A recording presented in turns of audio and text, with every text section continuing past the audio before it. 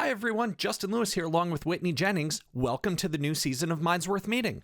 We're so happy to be back. I cannot wait for people to hear from the great guests we have coming up. To kick off the new season, we're speaking with crisis management and Homeland Security expert Juliette Kayyem. Juliette is a Harvard Kennedy School professor and faculty chair of the school's Homeland Security and Global Crisis Resilience projects. She was an assistant secretary at the Department of Homeland Security during the Obama administration, and she served as the Homeland Security advisor for former Massachusetts Governor Deval Patrick. Adding to that fantastic resume, Juliette is also the best-selling author of The Devil Never Sleeps and Security Mom, and is CNN's senior national security analyst. You may be wondering who this episode is for.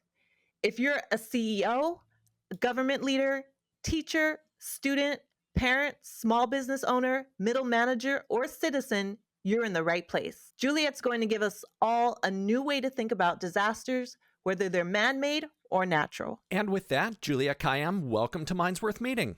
It's a thrill to be here. Thank you for having me. So you've been very busy lately. I see you on TV all the time. I read your articles all the time. There's a lot of uncertainty in the world today. So how should we be thinking about what's going on around us? I mean, it is obvious that the news can be overwhelming, and your personal reaction may often be to put your head in the sand. But for leaders of institutions and corporations, big and small, that's really not an option.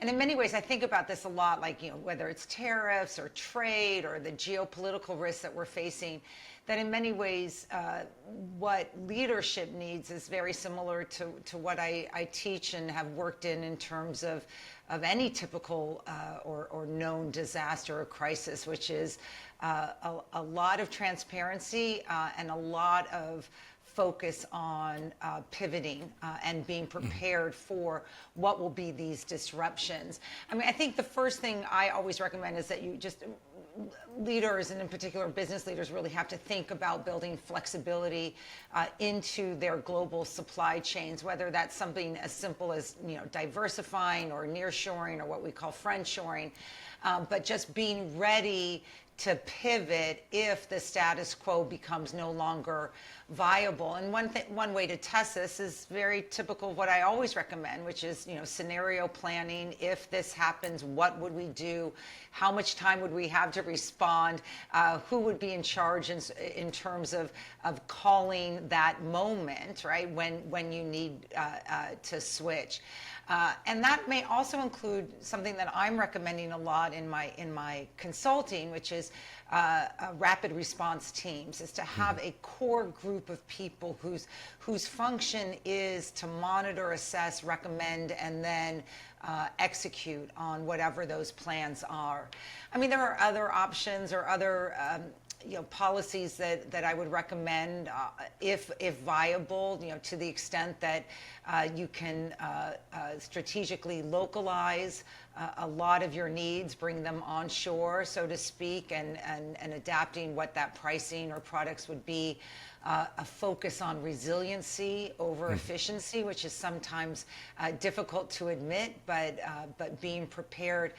And then finally, I think engaging at all levels of government, and not just international and federal, but also state and local. I think a lot of larger corporations don't see the benefit of engagement on the mayoral or the governor level, in particular in the United States. They have tremendous influence in terms of some of these changes, and knowing how federal or international policy will impact their local businesses is really important. So those are just some ideas that have worked because we do not have the option to keep our head in the sand.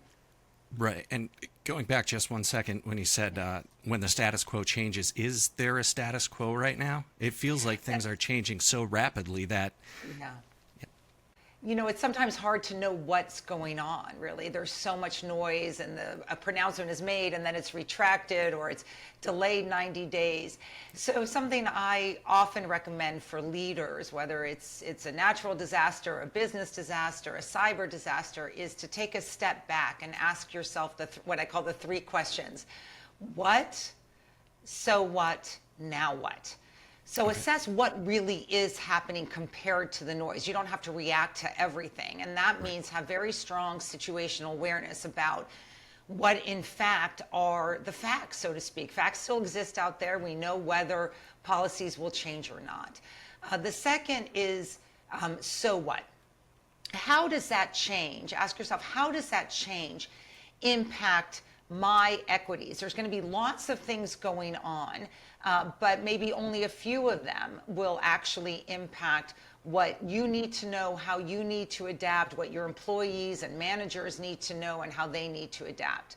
And then the third is now what? So what, now what? Which is, what are the options do you have to respond to those changes? And that's why I talk a lot about preparedness and scenario testing and planning ahead, getting situational awareness, all these tools that are essential for business leaders or any leaders as they are responding to a lot of what, so to speak. So I always say this to myself. Even in the morning, sometimes when I scroll my phone and I'm just like reacting to a million headlines that seem to have happened overnight, I just say, okay, what is actually happening?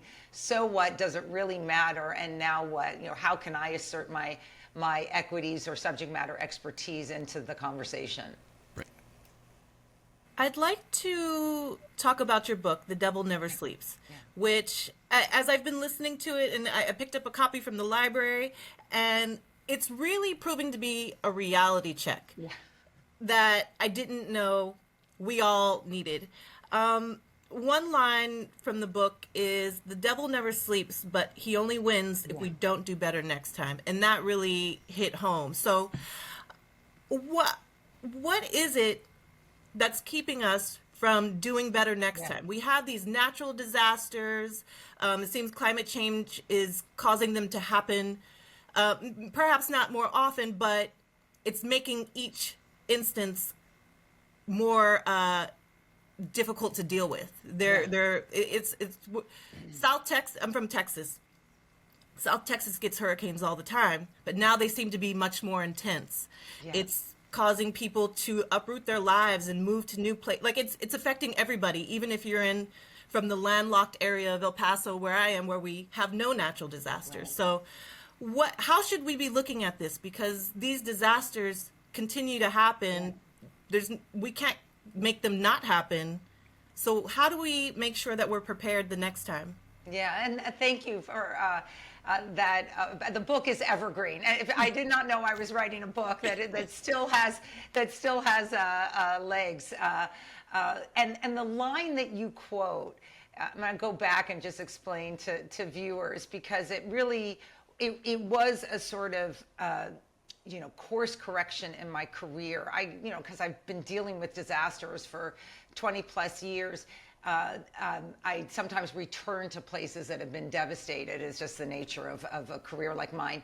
And so Joplin, Missouri is a community, very small, very conservative, very faith-based community in Missouri that lost over 100 people in about 21 seconds when a tornado went through it. And really, tornadoes are particularly kind of horrible natural disaster, because you could be on like 19th Street and 21st Street and be fine, and then if you're on 20th Street, you lose your life. And I went back to Joplin a year later, and just to see what was happening to this community, how it was rebuilding. And they really took this horror as an opportunity to rethink what Joplin would be like. There were things they did not love about it, and things that they wanted to fix. So it wasn't a matter of, I just want to get back to normal. It was a matter of this horror may be an opportunity. And I met the woman who was in charge of what are the recovery efforts. Her name is Jane Cage, and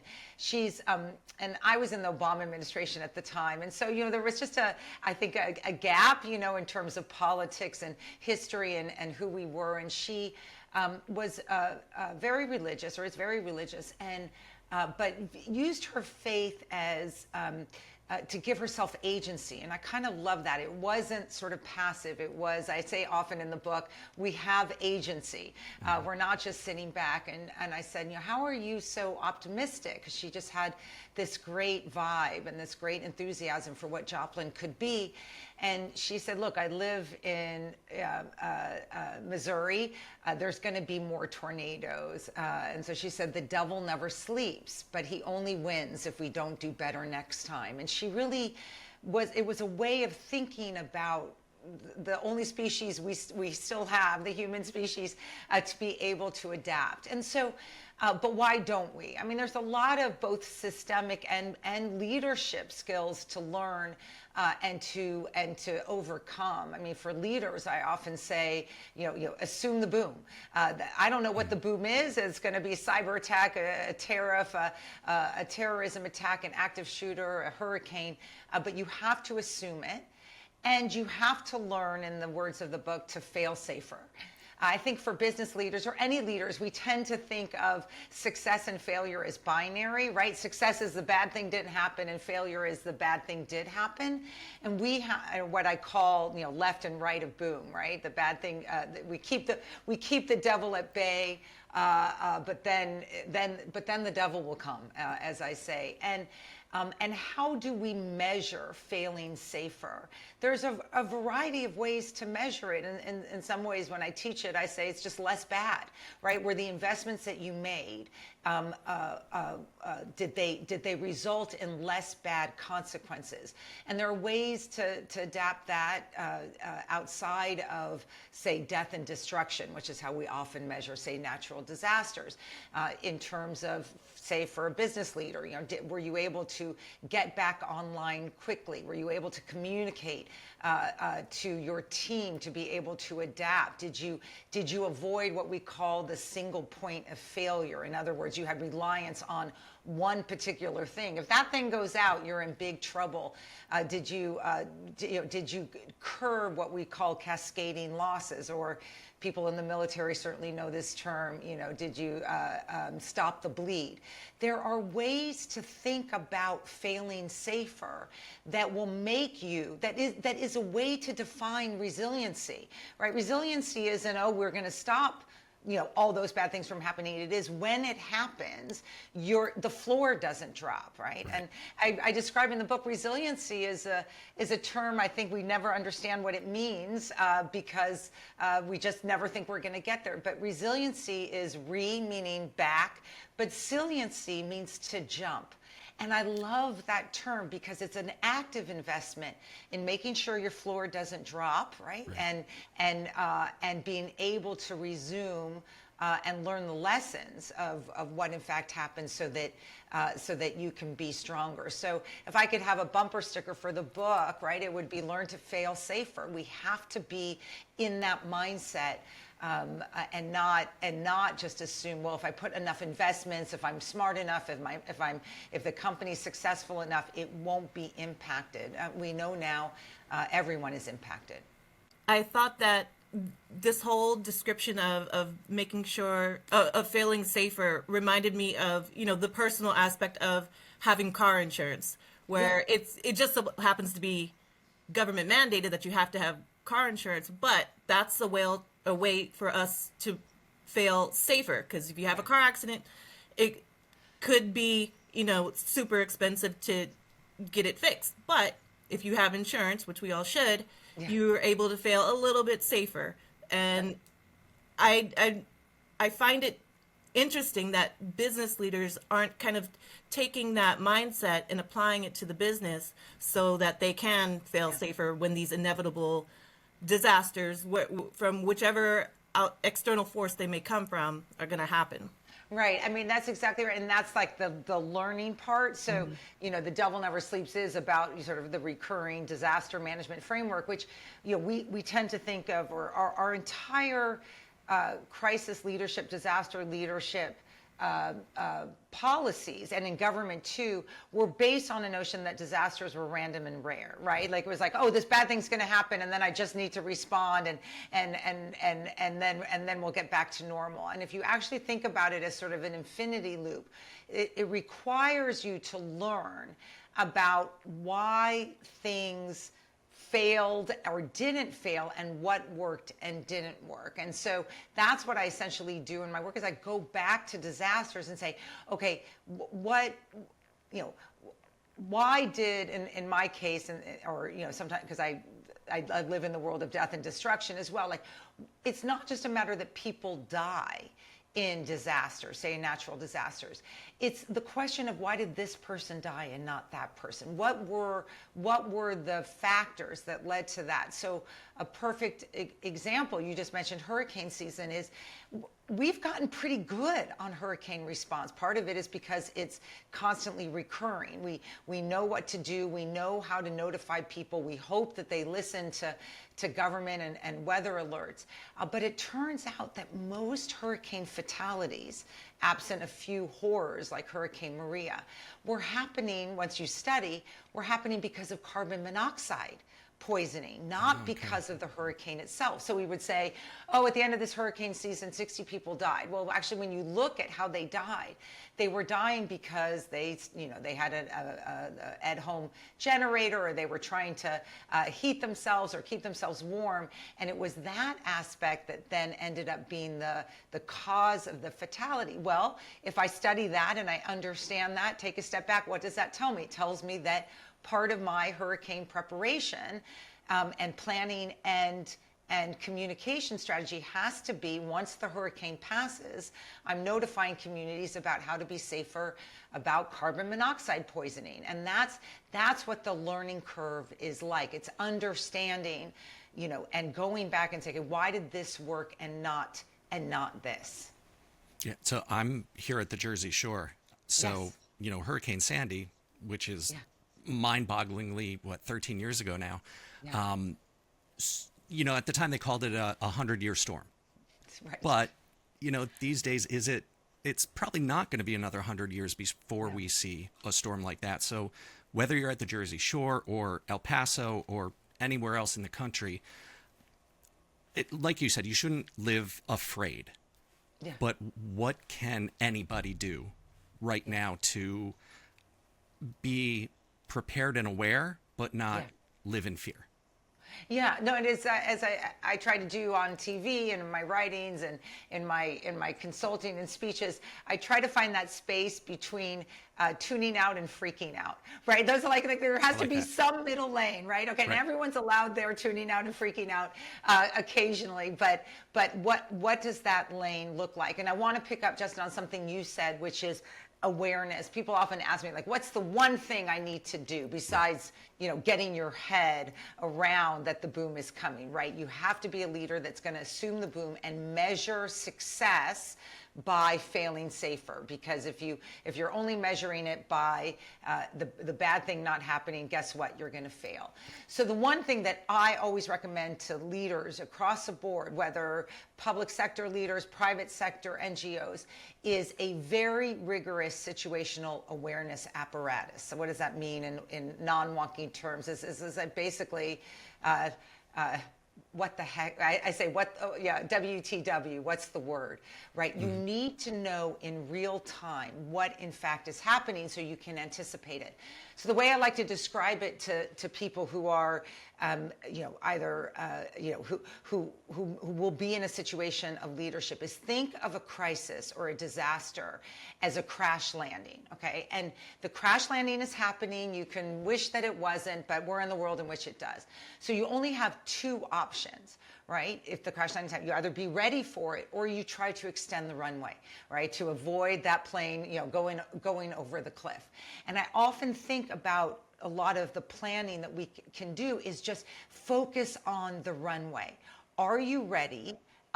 or can you extend it? So I really much focus on essentially giving yourself time. That's what you need, because a crisis is different than all the other problems that everyone has right now. It's different than the housing crisis. It's different than the climate crisis or cancer crisis. We call everything a crisis. A crisis is different because your capacity to respond is limited in time, right? That crash line is coming. You either be ready. So situational awareness is, as a leader, is do you have confidence in knowing what is going on in real time, and that your teams are keeping you aware of what's happening in real time. You cannot delegate this and say, oh, the security people have it or the safety people have it. And there are I think about Fukushima, right, where the guys in the nuclear facility, for a variety of historical and operational reasons, were truly unaware of what was happening essentially, at the shoreline, so that Fukushima becomes a man-made disaster as compared to, say, the earthquake or the tsunami that impacted the shore of Japan so long ago.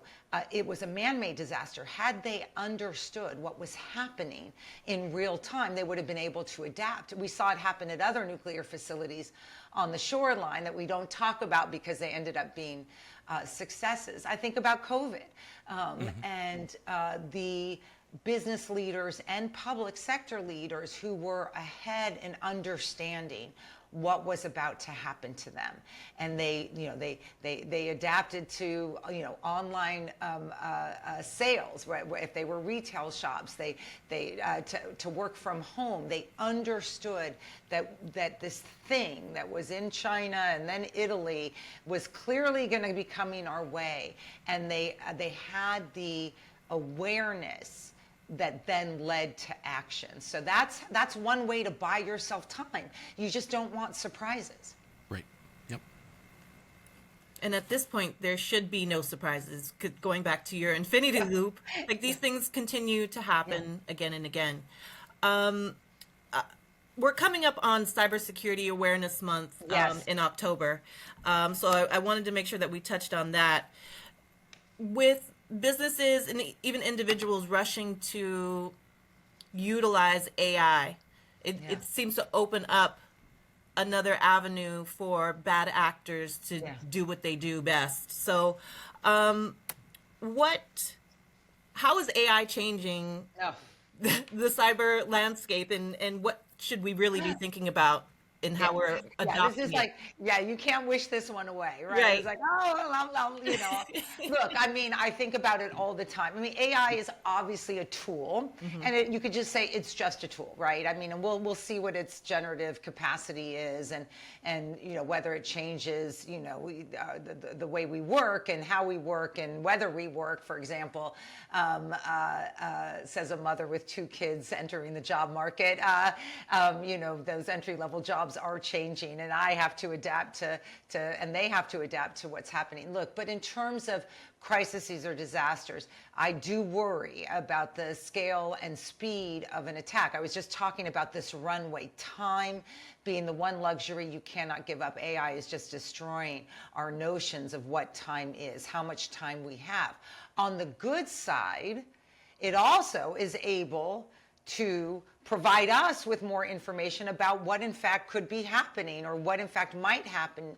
I use AI for scenario planning. I use AI for information gathering about what is August hurricane season going to look like, right? So you can use it both for good, and also it can be used for bad. I think the one thing that we worry about in my space is what we call zero-click threats. That is the capacity of AI.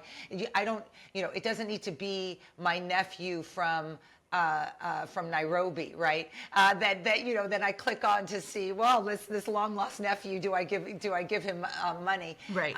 This zero-click means that Whitney, you're telling me that you are you. I don't need to click anything, my engagement with you ends up being the danger. But actually, Whitney, you're not you, right? You're the AI. This is the zero-click phenomenon. I mean, obviously, I know it gets a little bit scary. There's a variety of ways to respond to it. I mean, obviously, we have to embed cybersecurity into AI strategy, right? So it's built into the design structure. Sometimes what we're doing is we're grabbing AI capacity and tools into our common operating procedures, and then overlaying some protections once we realize the damage that can be done, right? So we have this notion of safe by design, right? That you're building your AI capacity with the protections that you'd want in place for your company or your entity. You just cannot leave it, on the sidelines. The second thing I recommend is that leadership has to be as AI savvy as the tech people, the employees, or whoever else. Sometimes we have it's going to be impossible to be a leader in the business world. You don't have to be, coding, but you're going to have to be as nimble on what AI is doing to your company as everyone else in the company. Otherwise, you'll have no transparency about what is actually going on. I think the last thing I'd say is, just like everything else, hurricane, active shooter, you got to stress test it with your leadership and with your teams about whether and how to manage an AI crisis, disaster, manipulation that may impact your continuity of operations. Every business obviously has a continuity of operations plan, one hopes. It has to now include a potential disruption by AI that then needs to be unwound. I may be old school when I talk to the kids, but there's still a place for human agency in this if we recognize its capacity for disruption, but also recognize how it can be useful. Yep. For leadership to be able to adapt. I'll just give a hint. I put into ChatGPT often, create a scenario and response plan for a company that is experiencing deep fakes that are manipulating purchase orders. That's happening, right? It's not like it's a surprise. And then it provides, right? And one of them is, of course, dual factor authentication, being able to assert and also verify that the purchase order is in fact a real purchase order. Yeah, that's one thing I wanted to touch on with that. There are a lot of conversations that come up. I work with people like you every day. We have cybersecurity experts we work with. We have, programmers and AI experts. And a lot of my friends, my family, when they talk about AI, it's this bad thing. It's terrible. It's the end. No. And I try to help them understand the positives. How can we kind of avoid that cynicism?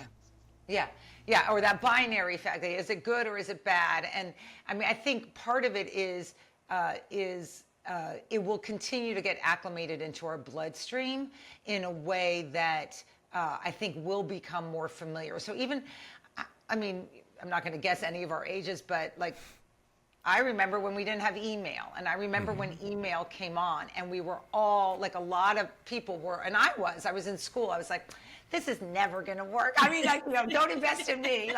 What is this thing? And then of course it works. Or the iPhone. So part of it is we are at the leading edge. I think or the beginning edges of it, but it is, as I said, that runway is very, very short. So we are going to have to get acclimated. My parents are almost 90, and I sat down with them because they are hearing about this thing, about what ChatGPT is, and I just, I use ChatGPT generally, and just sort of type in, and they could see how it works, and that it wasn't like this like vortex monster that was going to like suck them into the computer, which a lot of people who don't know about AI might think. So, and part of that comes from leadership, right? Comes from an acclamation and acceptance and a nimbleness by leadership, so that it's viewed as email, right? We still can control what we send. We still can control the content. Now there are people who maybe are saying that maybe for 2 more years, and then then we're all going to start dating the AI, and our best friends are going to be AI, and our pets are going to be AI.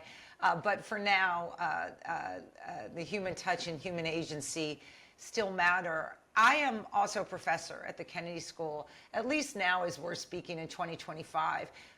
I will tell you, I know when someone has used AI. It's still, it's just a tool, but I would say students aren't really getting away with it. It helps them structure things, but when it's a cut and paste, I can still tell.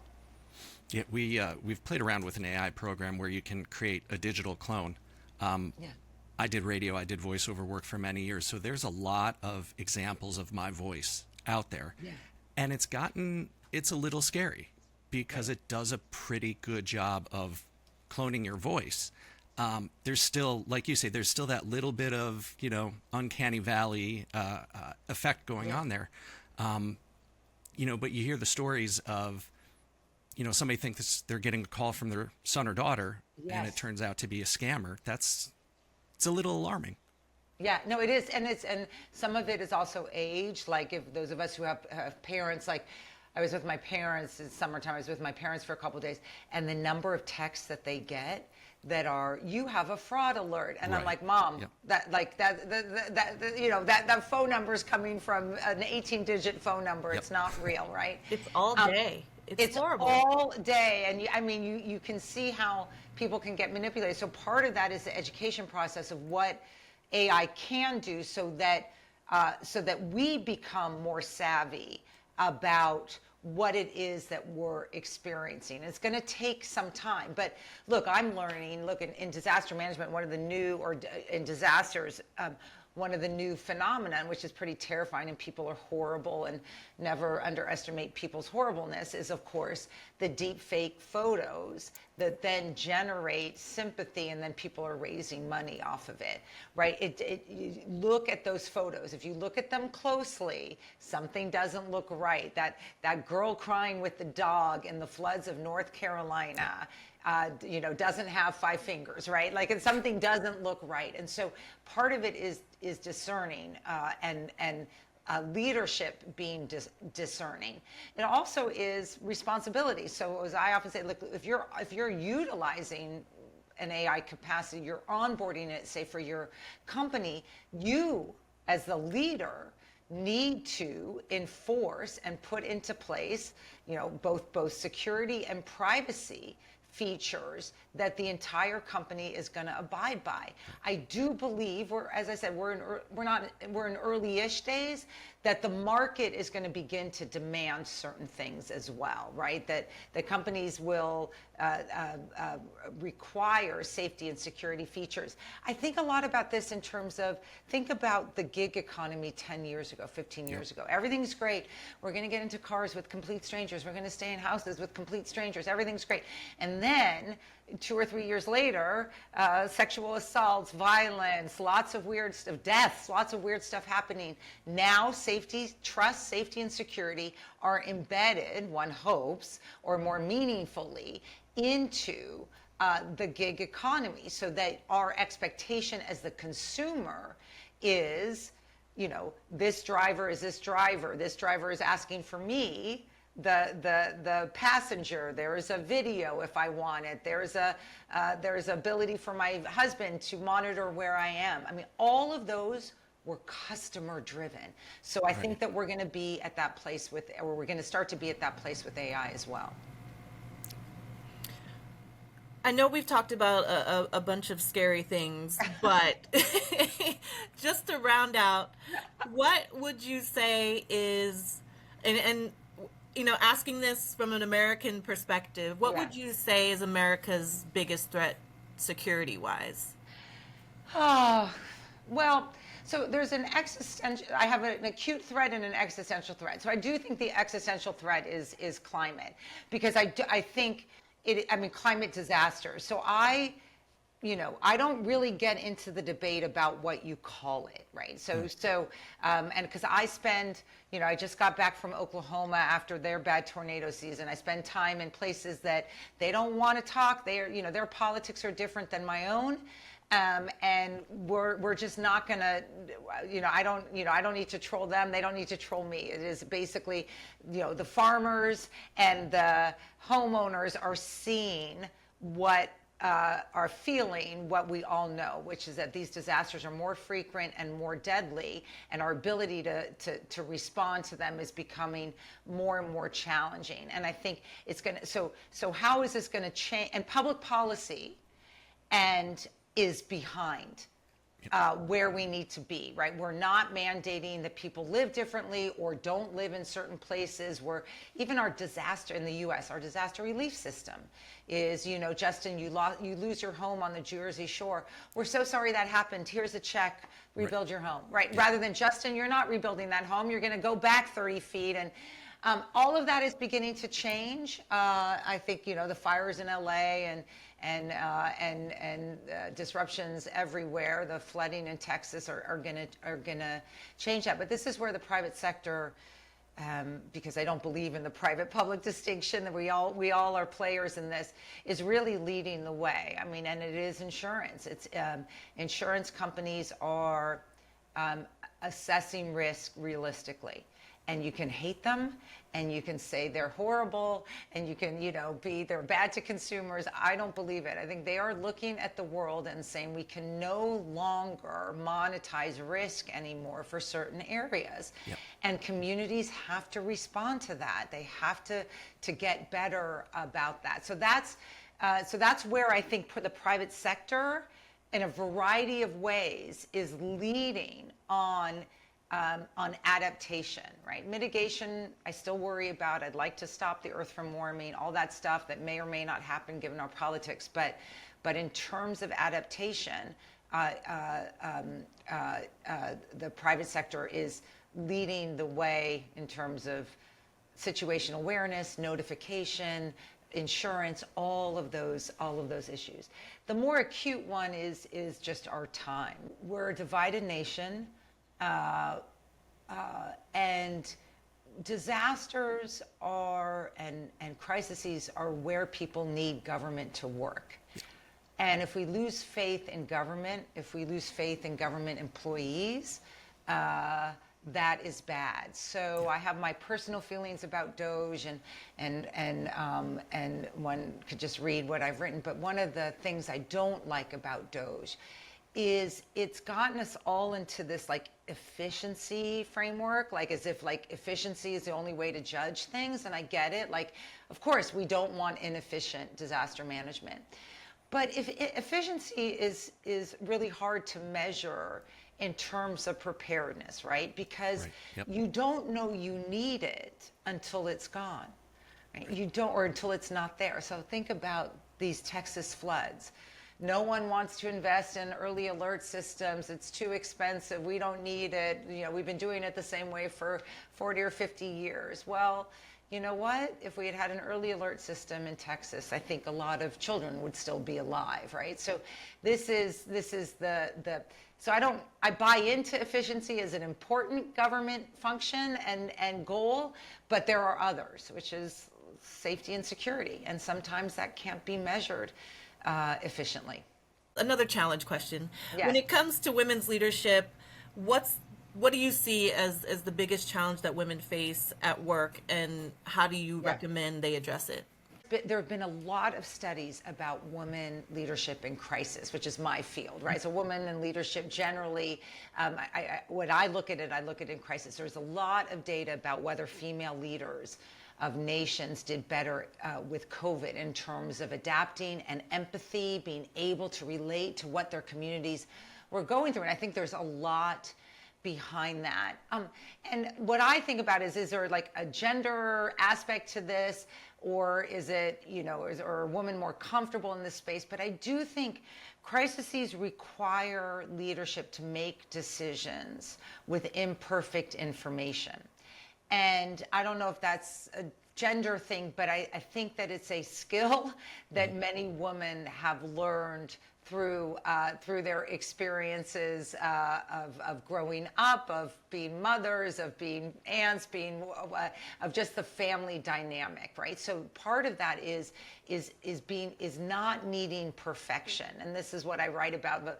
A book a couple books ago was called Security Mom, which is this thinking about crisis leadership, about how it really did factor into or seemed very similar to how I was parenting at that stage 3 young kids who are now young adults, and that everything is imperfect and you're just trying to adapt in real time. And I haven't done enough studies in that sense, but the data does appear to show that imperfection and ability to react and feel comfortable in that space is something that women really should lean into. Now, here's the other side, what I tell young women, which is, while we may be able to respond to imperfection, we also have a damning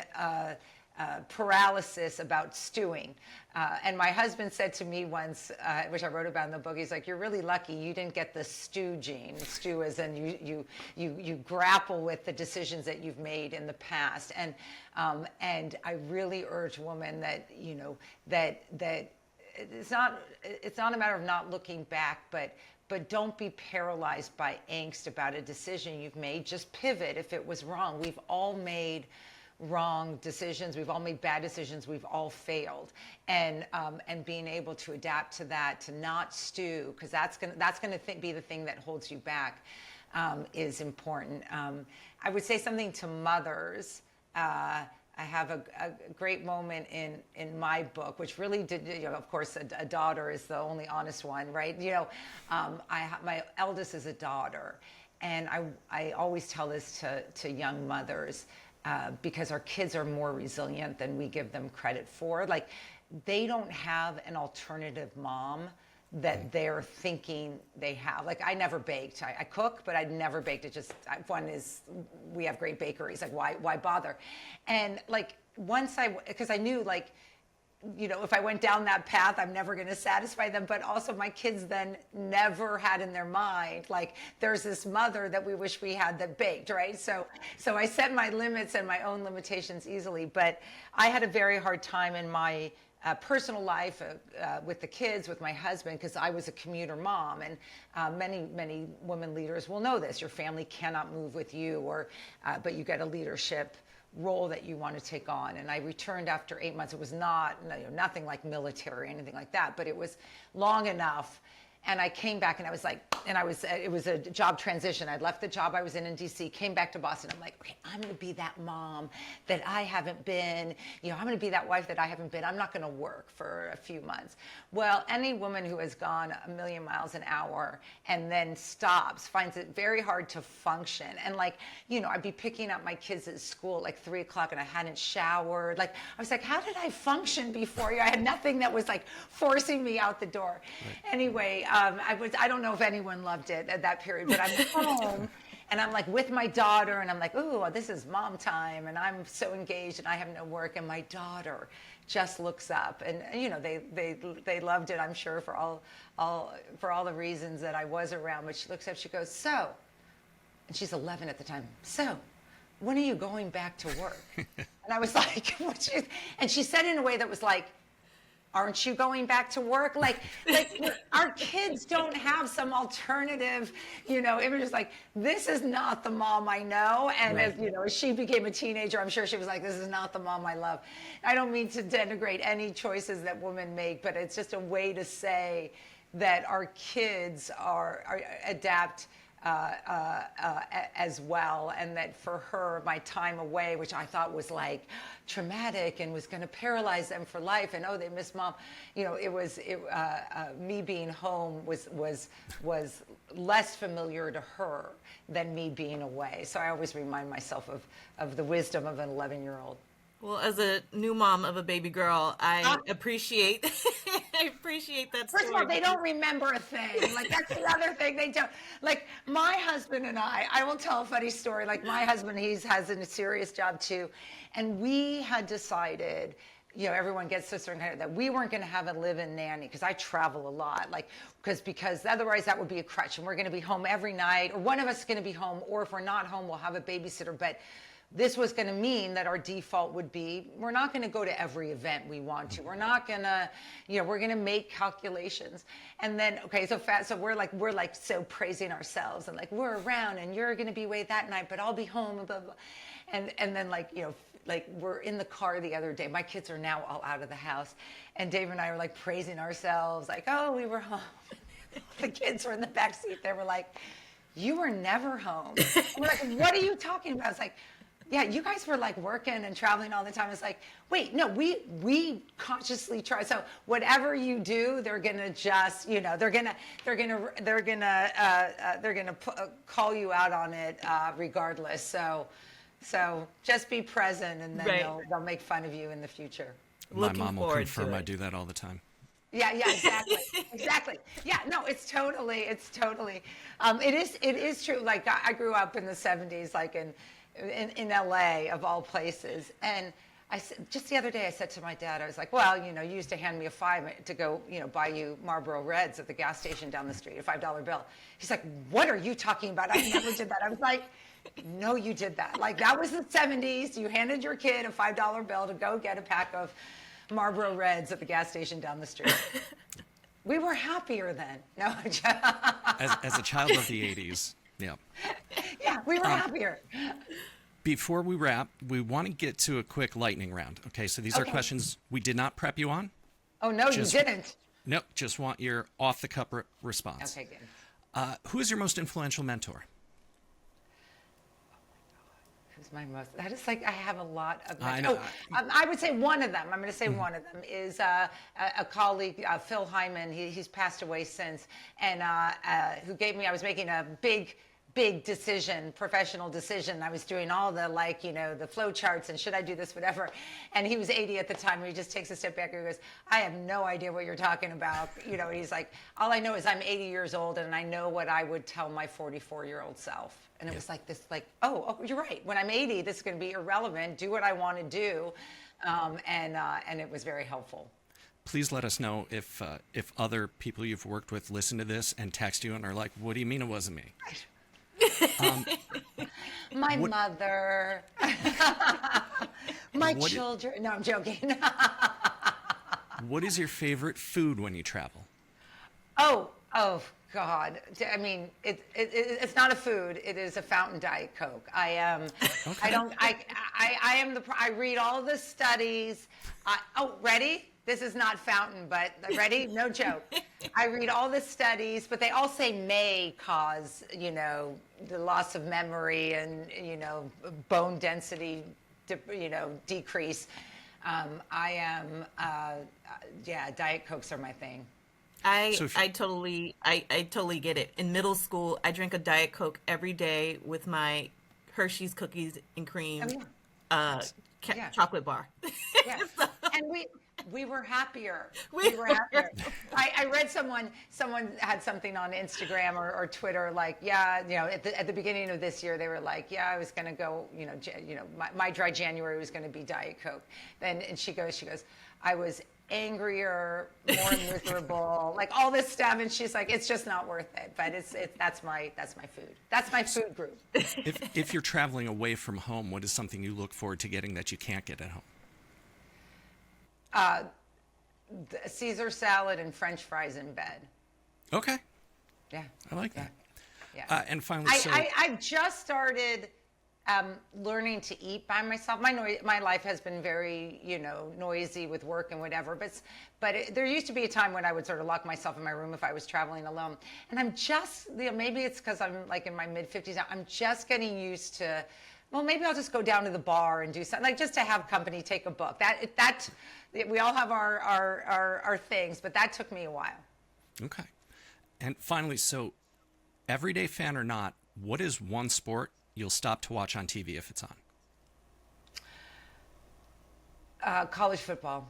Okay. I just love college Who's football. your team? And the gap between college football, my love for college football, and my not so love of professional football, because like it doesn't feel like it's like so is odd. But I love college football. I do a lot in sports security. I've work with Formula One and the Olympics. I'm a surfer and a runner. I love the outdoor and stuff. So, but on the TV, college football. Cool. Great.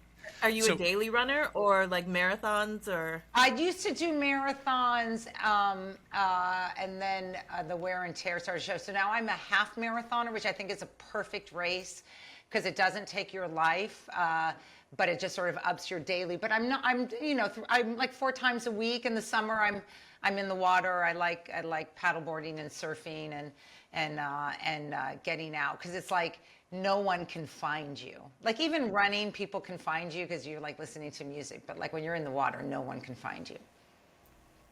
I like that. So if people want to work with you, if they want you to give a keynote, workshops, advisory, they can find your profile at sternstrategy.com. Yes. Where else can we find you online? Okay. Everywhere. I have a website, which I have to update, but JulietteKayyem.com. But also, I'm still, despite everything, active on Twitter at Juliette Kayyem, and the same with Instagram. And I'm getting used to Blue Sky, which is the same, Juliette Kayyem. So I'm pretty active on social media across the board. You can read me in The Atlantic. You can find me at all hours of the day and night on CNN when the bad thing happens. I call myself cannon fodder for them. Like when the war happens, I'm useful. But how do you sleep at night knowing all that you know? Because to the point of tuning out the news and being discerning about how much I watch it, it's just no, you know way more than all of us. Yeah, you have. I mean, one is you have to be discerning. Like my mom, like she'll have like CNN on in the background. I was like, you just can't do that. I didn't do it. I used to. Now I do. Is I'm pointing to my phone. Is that my phone is not within hand's distance, like, because I just think that you can scroll 15 minutes and you're on your bed and 15 minutes pass. I think it helps that I actually do embrace it, in the sense like I'm generally not surprised. So I think that is pretty good. But I will say, well, you're a new mom. If there's any skill I wish for you, it is, the most underrated adult skill, and once again, I read all the data, and I know you're not supposed to do it that often, but I am a very good napper. Yeah. Yes. Yeah. Yes. Yeah. I can't. Mom nap. Mom is closing her eyes. Yeah. I'm closing my eyes. I've always been a good napper. Yeah, I figure you are. Yeah. Well, thank you so much. I know we're coming up on our hour, so we don't want to take any more of your time, but thank you so much. We're really excited about this. Thank you so much.